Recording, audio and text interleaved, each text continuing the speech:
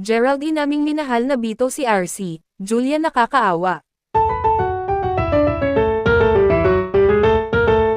Sa gitna ng katahimikan ng kanyang personal na buhay at abalang schedule sa mga proyekto, isang hindi inaasahang sandali ang muling nagpabalik sa aktres na si Julia Barreto sa mga alaala ng kanyang nakaraan, isang lihim na usapan nila ng dating nobyong si Gerald Anderson na, ayon sa mga malapit sa aktres, ay nag-iwan ng mabigat na emosyon at malalim na tanong sa kanyang puso.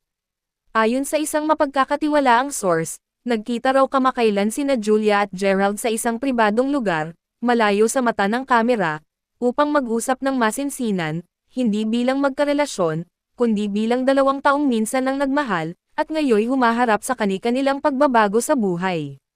Sa nasabing pag-uusap, si Gerald umano ang nagsimula, mahinahon, ngunit may mga salitang diretsahang tumama sa damdamin ni Julia, mga katagang hindi niya inaasahang maririnig sa taong minsan niyang minahal at ipinaglaban.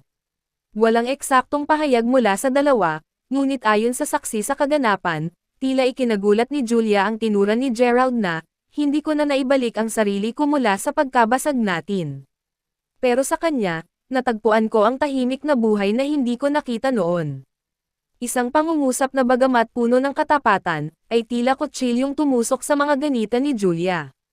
Hindi raw ito sinabi para saktan siya, ngunit dala raw ito ng isang lalaking napagod na rin sa ingay ng nakaraan, at ngayoy tuluyang pinipiling lumaya mula sa mga sigalot na minsang binalot ang kanilang relasyon. Halos hindi nakaimik si Julia.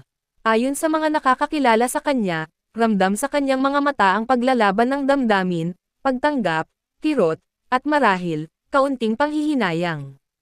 Hindi man siya umiyak sa harap ni Gerald, makikitang pinipigilan niya ang pagdaloy ng luha habang tahimik na tumango, pilit ipinapakitang nauunawaan niya ang mga salitang iyon, kahit pa sa puso niya ay tila naglalaban pa rin ang sakit at pangunawa. Sa sumunod na araw, nagbahagi si Julia ng isang malalim na Instagram story, isang larawan ng dapit hapon sa dagat, at may caption na, "Some truths set you free, but others remind you of what could have been." Sa mga mata ng netizens, malinaw na ito ay may kaugnayan sa kanilang paghaharap ni Gerald, isang sandaling hindi na para sa pagkakabalikan, kundi para sa pagtatapos na may respeto, kahit puno ng emosyon. Hindi na nagbigay ng dagdag na pahayag si Julia, ngunit ayon sa kanyang team, mas pinipili niya ngayong tahimik na harapin ang lahat, dahil ang tunay na lakas ay hindi nasusukat sa dami ng salitang banibitawan, kundi sa tapang ng pagtanggap at paghilom. At sa kabila ng lahat ng nasabi, nasaktan, at hindi na ibalik, isa lang ang malinaw sa mata ng publiko, si Julia Barreto ay patuloy na bumabangon, tahimik na lumalaban, at marunong magbitaw.